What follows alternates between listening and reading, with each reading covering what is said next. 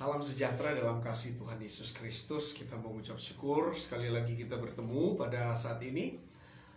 Sekarang jam 7 lewat 20 menit.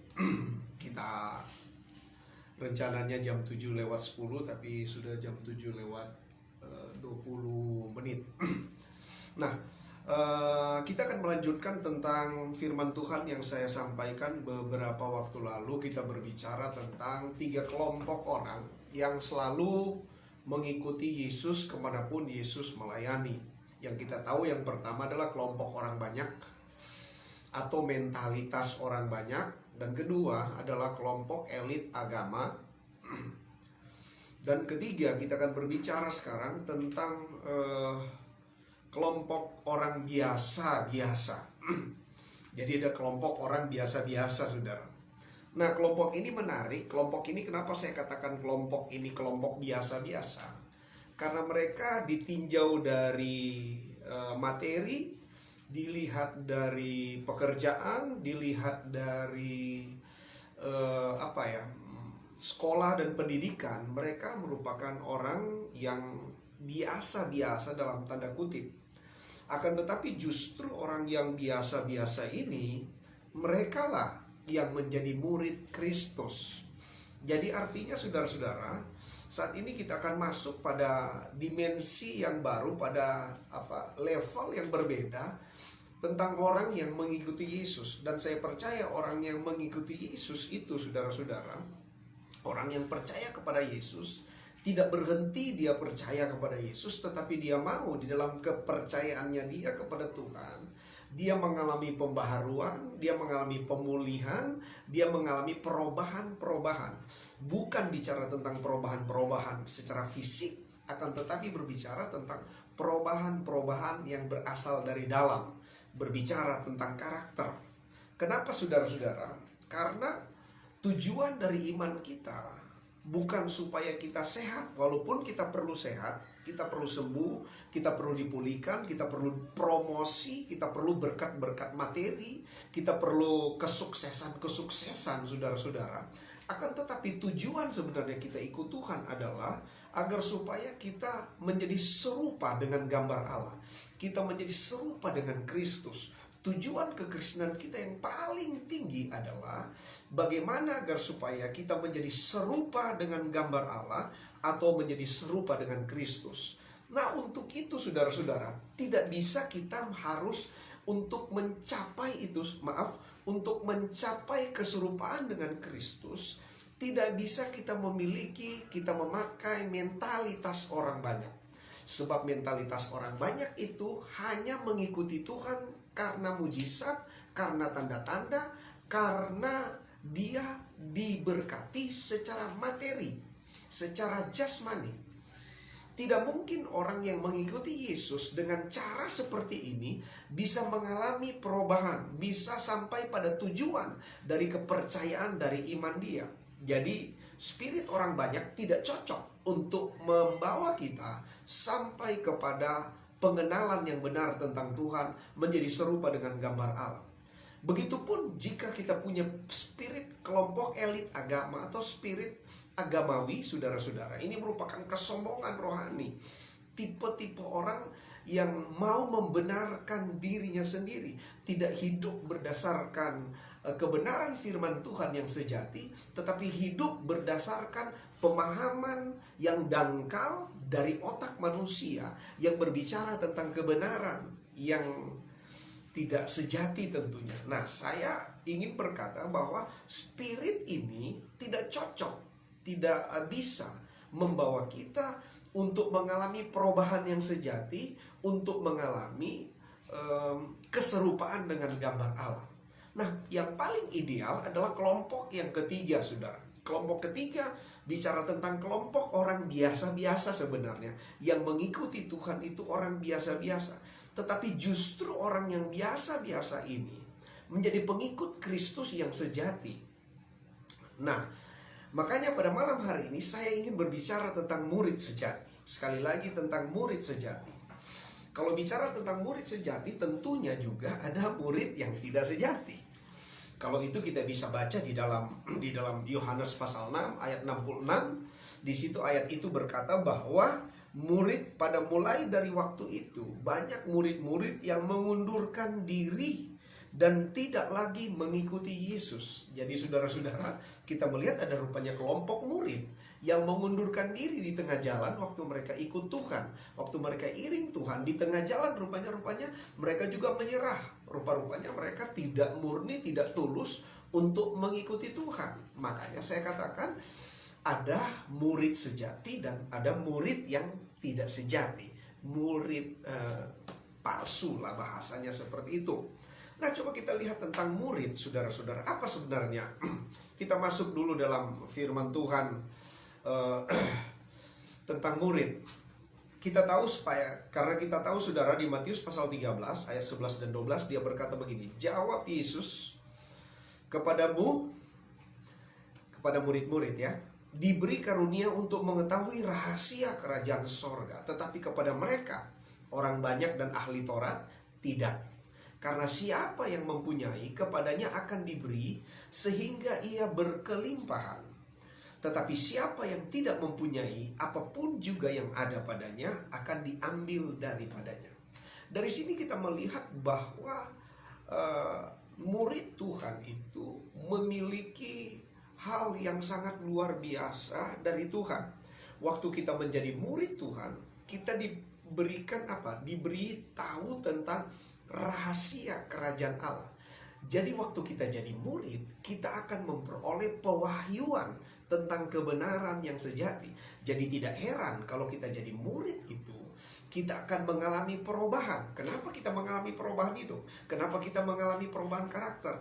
Karena kita diberikan rahasia kerajaan Allah. Jadi rahasia kerajaan Allah itu akan membuat paradigma kita berubah, akan membuat hati kita berubah, sehingga kita menjadi serupa dengan kehendak Tuhan. Jadi makanya sekali lagi saudara-saudara, menjadi murid sejati merupakan hal yang tepat bagi kita, pilihan yang tepat bagi kita, keputusan yang tepat bagi kita untuk tetap terus mengiring Tuhan. Karena waktu kita jadi murid sejati, kita akan mengalami hal-hal yang luar biasa bersama-sama dengan Tuhan.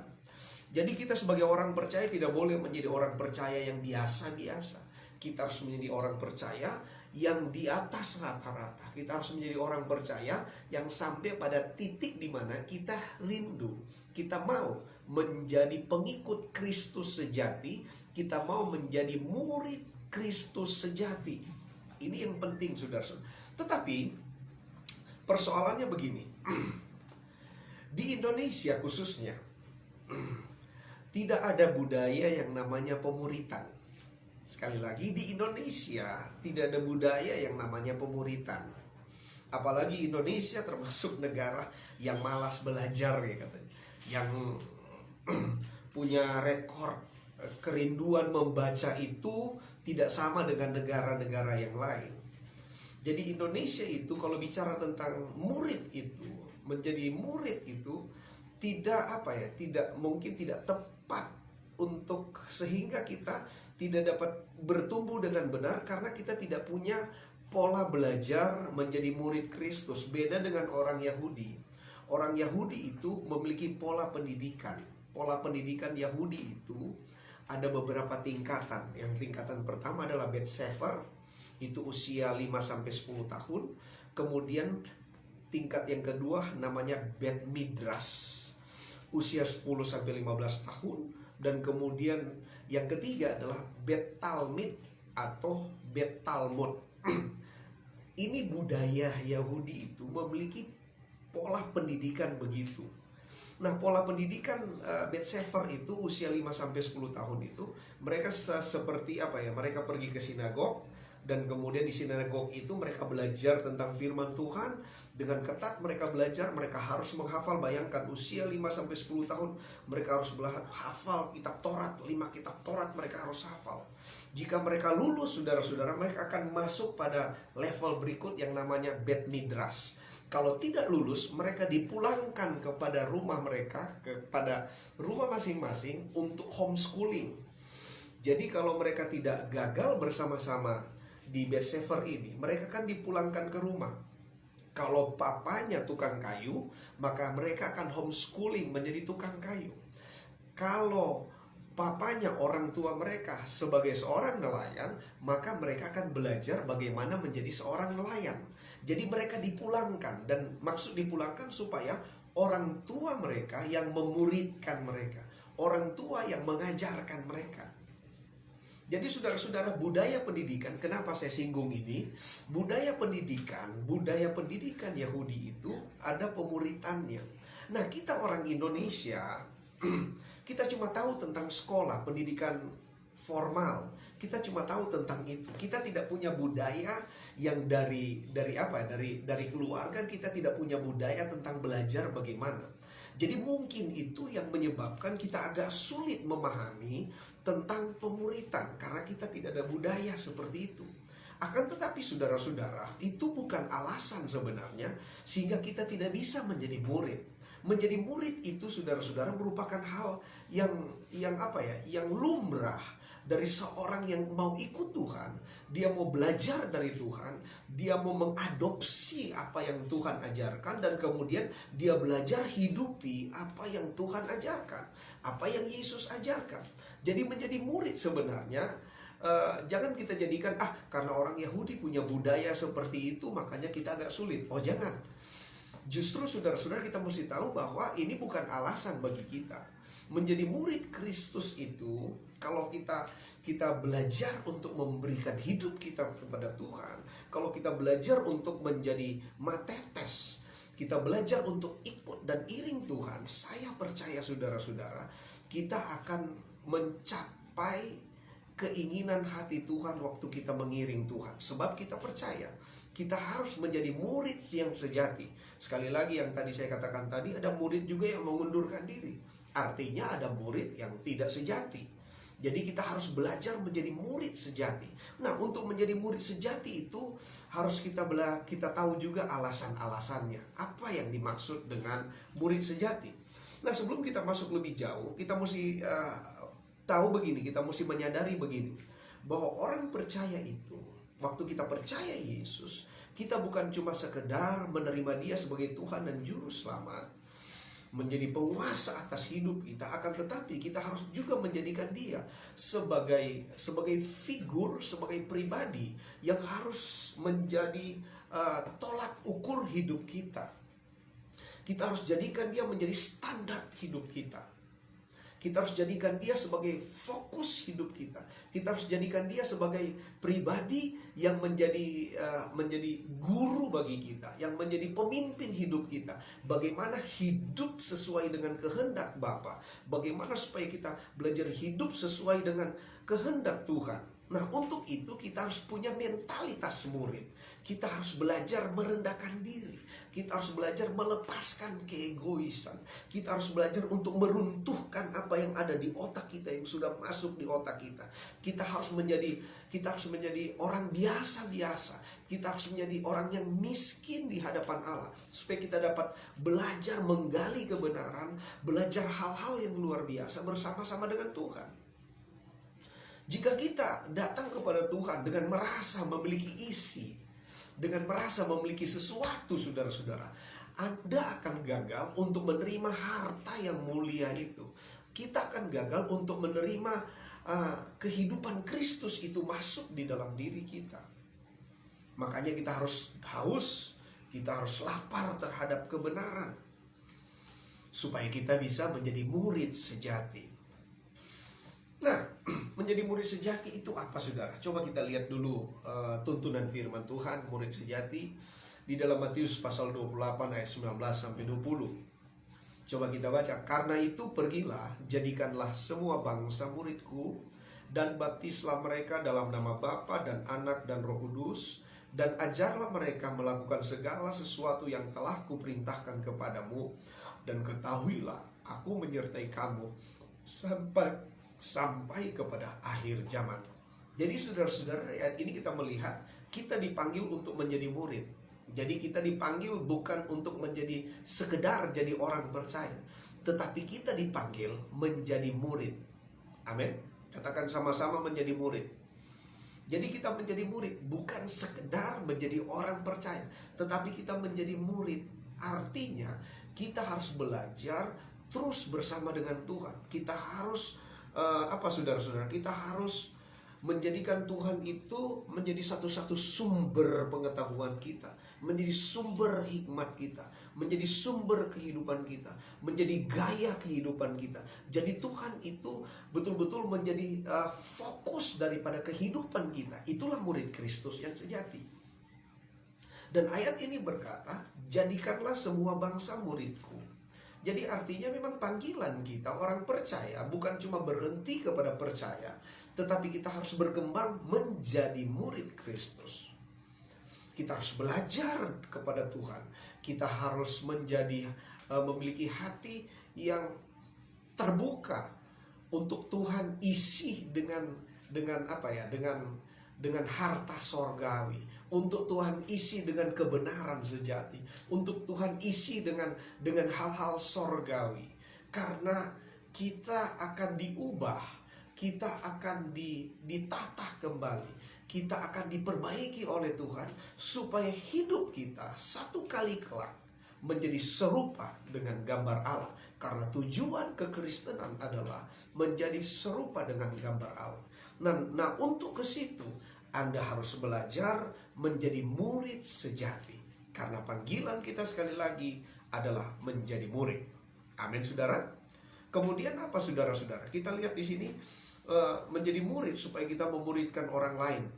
Jadi jadikanlah semua bangsa muridku. Jadi kita dipanggil untuk jadi orang percaya. Belum sampai situ, tidak cuma sampai situ, tetapi kita menjadi murid. Supaya apa? Supaya kita bisa memuridkan orang.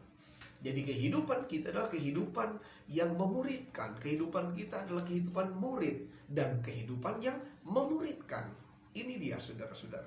Ini penting. Dan berikut apa, saudara-saudara? Supaya kita bisa dapat apa ya? Dapat memuridkan, kita menjadi murid dan kita dapat memuridkan. Ada bimbingan firman Tuhan dalam Yohanes 15 ayat 5, dia berkata begini, akulah pokok anggur dan kamulah ranting-rantingnya. Barang siapa tinggal di dalam aku dan aku di dalam dia, ia berbuah banyak. Sebab di luar aku kamu tidak dapat berbuat apa-apa. Ayat 2, Yohanes 5 ayat 2, 15 ayat 2. Setiap ranting padaku yang tidak berbuah dipotongnya, dan setiap ranting yang berbuah dibersihkannya, supaya ia lebih banyak berbuah.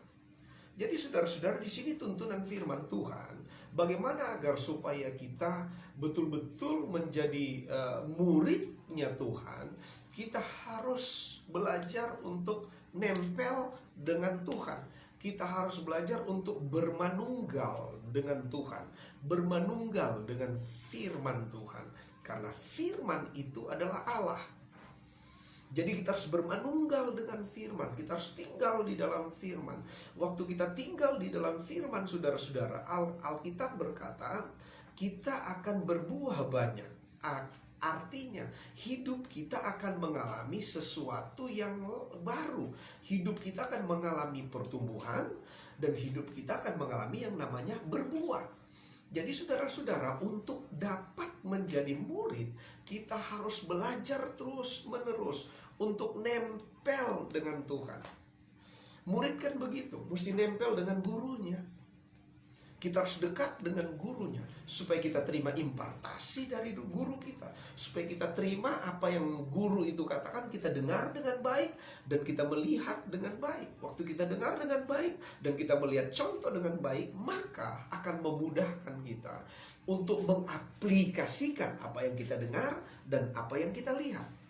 Itu murid. Jadi murid itu selalu dekat dengan gurunya.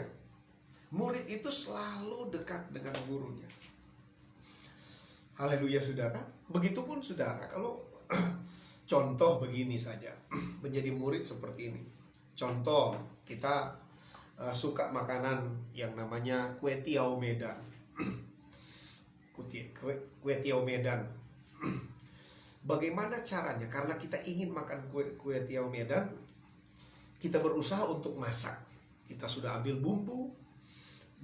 Nggak sampai di situ, kita mungkin pergi ke tempat di mana kue tiaw paling enak. Kita lihat, kita tanya bumbunya apa ya? Oh, pakai garam, pakai pakai kue tiaunya tentunya, pakai bumbu-bumbu A, B, C, dan C, A, B, dan C, dan semuanya kita sudah tulis dengan rapi. Dan kemudian kita coba masak. Nah, setelah kita makan, kita kecewa. Rasanya tidak sama dengan yang dimasak oleh tukang masak itu. Nah, bagaimana caranya kita bisa masak sama seperti dia, saudara-saudara? Caranya sederhana. Anda harus berada di samping dia. Waktu dia masak, Anda memasak. Apa yang dia taruh, ukuran apinya bagaimana, cara goyang-goyangnya bagaimana, Anda lihat dia memasak.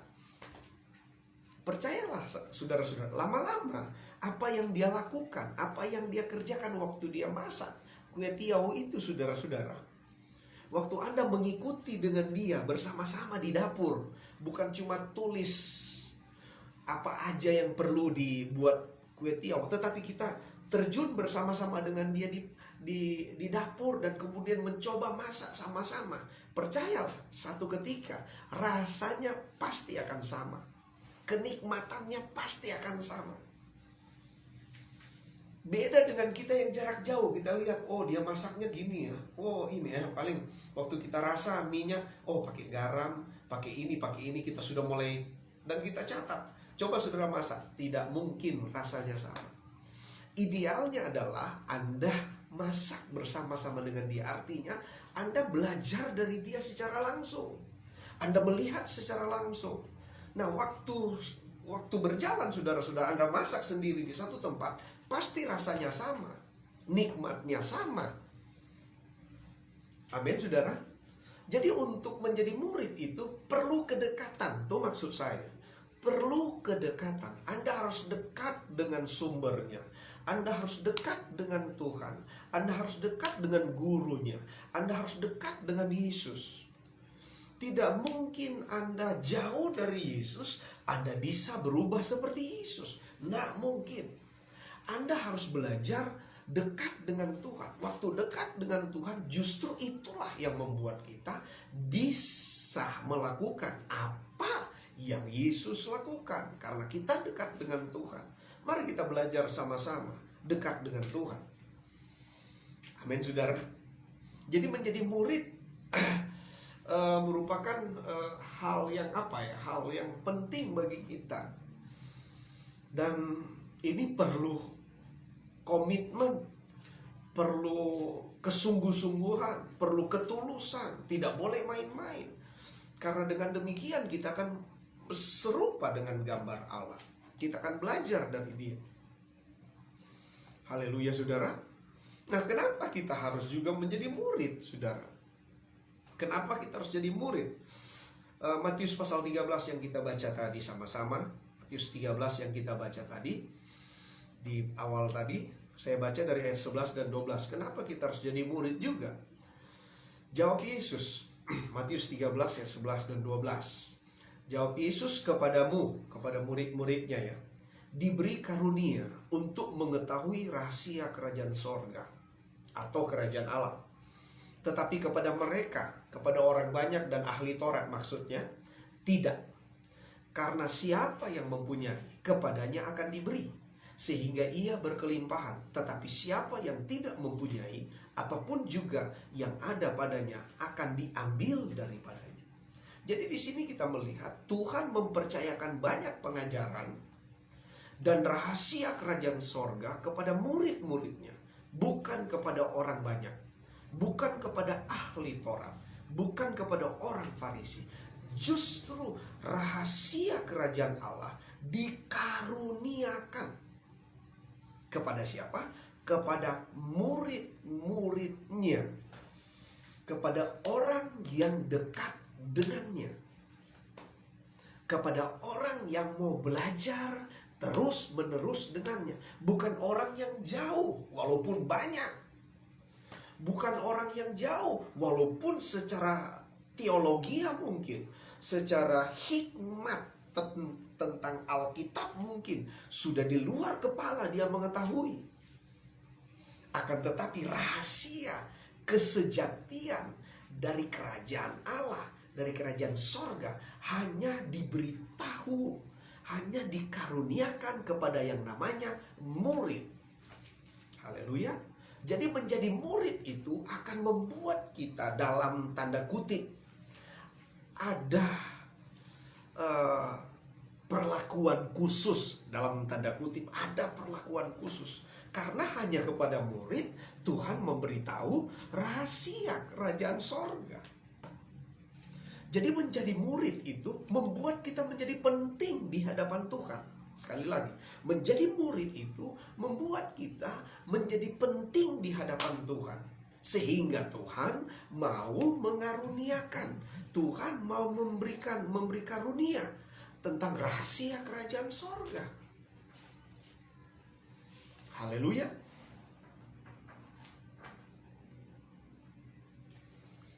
Jadi saudara-saudara, menjadi murid itu merupakan satu kebanggaan ya. Menjadi murid itu merupakan satu kebanggaan yang sangat luar biasa, satu kehormatan. Seperti pengalaman murid-murid di dalam Markus 1 ayat 16 dan 18 ya. Markus, dalam Injil Markus. Ketika Yesus sedang berjalan menyusur Danau Galilea, ini waktu Yesus sedang mencari murid-murid.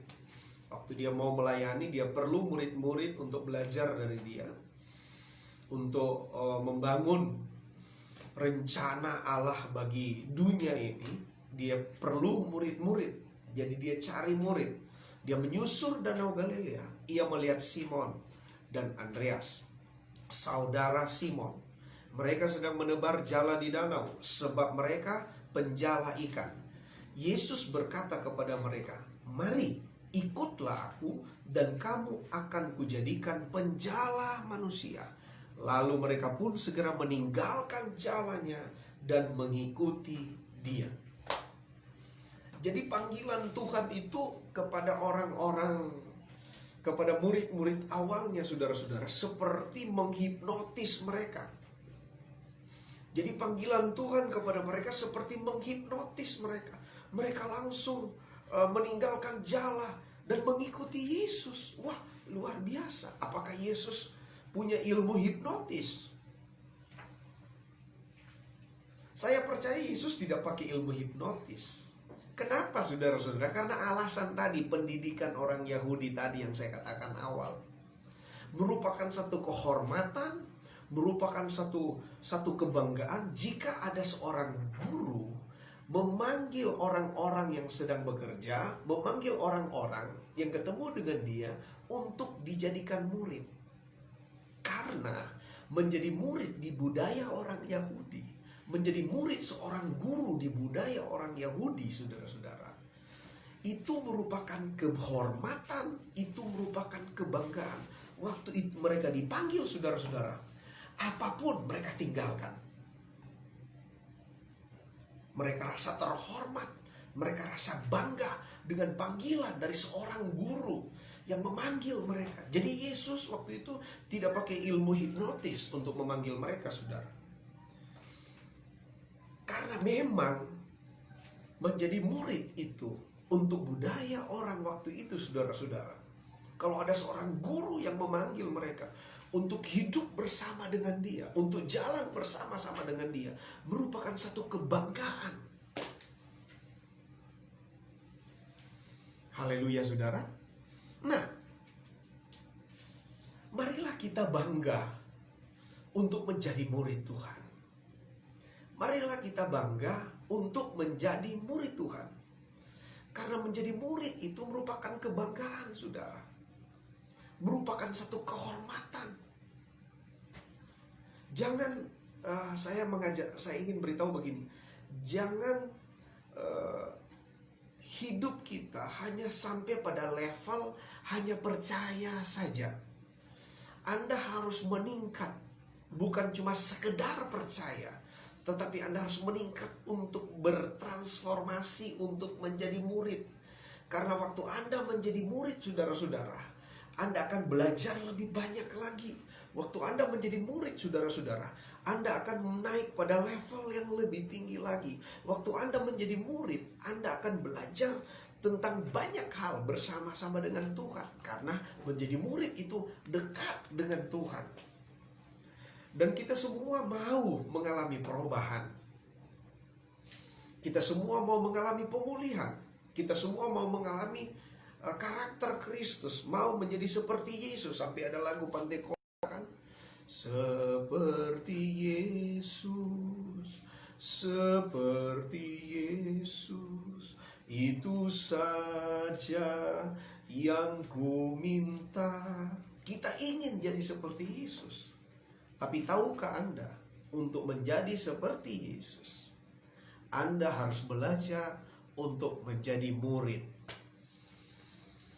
Menjadi murid Kristus artinya Anda menjadi orang percaya yang belajar dari Yesus, yang dekat dengan Yesus, yang mau dibentuk oleh Yesus, yang mau dibawa oleh Yesus kemana saja, yang mau dibimbing oleh Yesus dalam segala situasi. Menjadi murid Kristus itu, saudara-saudara, harus melepaskan keegoisan, harus melepaskan cara-cara berpikir duniawi.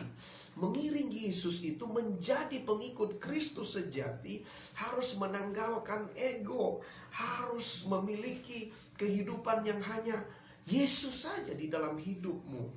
Setiap orang percaya sesungguhnya adalah orang-orang yang dipanggil untuk menjadi murid Kristus. Namun faktanya, saudara-saudara, ada banyak yang dipanggil tetapi sedikit yang dipilih. Sekali lagi, setiap orang yang percaya sesungguhnya, dengarkan baik-baik, adalah orang-orang yang dipanggil untuk menjadi murid Kristus. Namun faktanya, kenyataannya, banyak yang dipanggil tetapi sedikit yang dipilih. Banyak yang dipanggil tetapi tidak banyak yang mau memberi diri untuk menjadi murid Kristus. Haleluya. Jangan sampai pada level menjadi orang percaya. Ya, kita bersyukur kita percaya Yesus. Kita bersyukur kita percaya Yesus. Tapi dengarkan baik-baik, panggilan kita sebenarnya bukan cuma sampai kita percaya Yesus, tetapi kita menjadi murid Kristus. Bahkan Alkitab berkata, jadikanlah semua bangsa muridku, bukan orang percaya. Yesus tidak berkata, jadikanlah semua bangsa orang percaya. Enggak. Yang Yesus katakan di dalam Matius pasal 28 dan 19 di situ, pergilah, jadikanlah semua bangsa muridku, bukan orang percaya. Jadi Yesus rindu kita menjadi murid. Kita menjadi orang percaya yang menjadi murid Kristus. Haleluya. Sehingga dengan menjadi murid akan memungkinkan kita,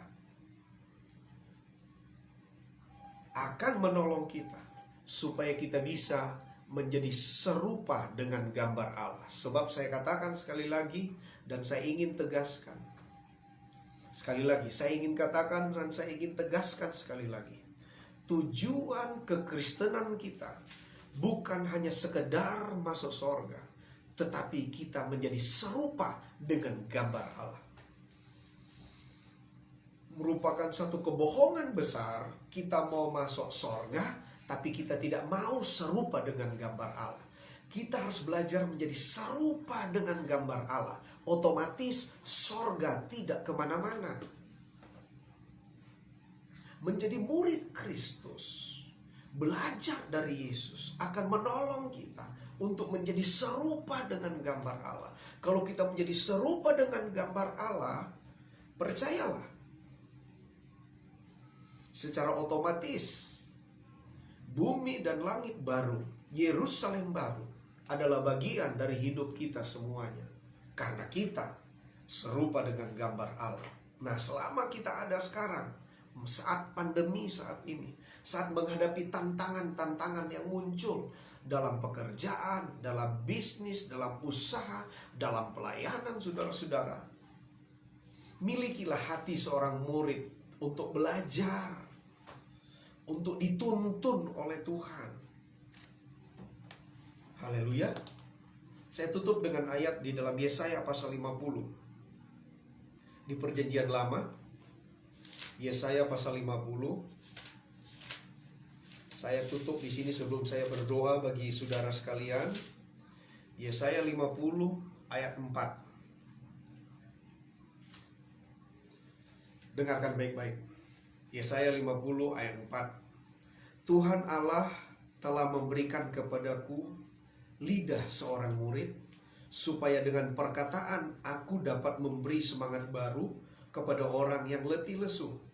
Setiap pagi ia mempertajam pendengaranku untuk mendengar seperti seorang murid. Jadi menjadi murid Kristus itu penting. Karena dengan menjadi murid Kristus, kita akan diajar perkataan kita. Kita akan dituntun perkataan kita. Dengan menjadi seorang murid, kita akan dipertajam pendengaran kita. Kita akan semakin tahu suara Tuhan. Kita akan mengerti apa yang menjadi tuntunan dan bimbingan Tuhan. Penting sekarang, tuntunan dan bimbingan Tuhan. Itu kalau kita jadi murid. Yang paling terakhir, Yesaya 54 ayat 13. Dia berkata begini, saudara-saudara. Semua anakmu akan menjadi murid Tuhan, dan besarlah kesejahteraan mereka. Haleluya. Ada janji firman Tuhan. Rupa-rupanya murid Tuhan itu, Tuhan ingin semua, katanya. Semua. Karena dengan menjadi murid Tuhan, Alkitab berkata, besar kesejahteraanmu. Jadi marilah kita berlomba-lomba untuk menjadi murid Kristus. Marilah kita berkompetisi secara rohani untuk menjadi murid Kristus. Karena waktu kita menjadi murid Kristus, rupa-rupanya ada lawatan-lawatan khusus dari Tuhan untuk seorang murid. Dan saat-saat ini, situasi sekarang, saudara membutuhkan lawatan Tuhan. Saudara membutuhkan suara Tuhan. Saudara membutuhkan pengajaran Tuhan. Saudara membutuhkan mulut saudara diperlukan juga oleh Tuhan untuk menjadi alat Tuhan untuk membuat ada sejahtera bagi orang-orang lewat perkataan-perkataan kita. Haleluya. Tuhan Yesus memberkati kita semuanya. Kiranya firman Tuhan ini menolong hidup kita. Saya berdoa bagi saudara. Tuhan Yesus, kami bersepakat dan berdoa bagi anak-anakmu, orang percaya, murid-murid Tuhan yang ada dimanapun mereka berada, baik yang melihat secara langsung saat ini ataupun yang akan mendengarkan dalam rekaman, tontonan langsung di fanpage ataupun di Facebook ini, ataupun mereka akan melihat di YouTube channel. Tuhan, hamba berdoa di dalam nama Yesus, biarlah kami menjadi kelompok murid sejati Tuhan. Bukan kelompok orang banyak, bukan elit agama, tetapi kami menjadi orang yang biasa-biasa. Tetapi orang yang biasa-biasa yang menjadi murid Kristus, yang mengiring Tuhan dengan sungguh-sungguh, dengan ketulusan. Tuhan tolong, Tuhan jamah apapun persoalan dan masalah, pergumulan yang sementara dihadapi oleh murid-murid-Mu dimanapun mereka berada. Di dalam nama Yesus, hamba berdoa, biarlah Engkau melawat mereka malam ini. Engkau melawat mereka waktu mereka ada dimanapun mereka berada. Dilawat oleh Tuhan, dipulihkan oleh Tuhan. Yang sakit disembuhkan, yang ada dalam masalah diberikan jalan keluar, yang ada dalam pergumulan diberikan kemenangan. Hamba berdoa, terjadilah kemenangan bagi anak-anakmu. Terjadilah kemenangan bagi anak-anakmu di dalam nama Yesus. Lawatan Tuhan terjadi. Hamba percaya kuasa Tuhan tidak dapat dibatasi oleh ruang dan waktu. Kuasa Tuhan tidak dapat dibatasi oleh apapun. Terjadilah mujizat bagi kami semuanya. Sebab kami percaya murid-murid Tuhan diberikan karunia untuk mengalami mujizat Tuhan. Dalam nama Yesus terjadilah mujizat bagi kami. Haleluya. Tuhan memberkati kita semuanya. Puji Tuhan. Haleluya. Sampai nanti di pertemuan berikut. Saudara mesti tahu pertemuan kita setiap hari Minggu jam 10 pagi waktu Indonesia Barat, setiap Selasa jam 7 malam waktu Indonesia Barat. Dan setiap Jumat seperti ini jam 7 malam kita sudah mulai standby, siap-siap waktu Indonesia Barat. Tuhan Yesus memberkati kita semuanya. God bless you all. Haleluya, puji Tuhan. Amin.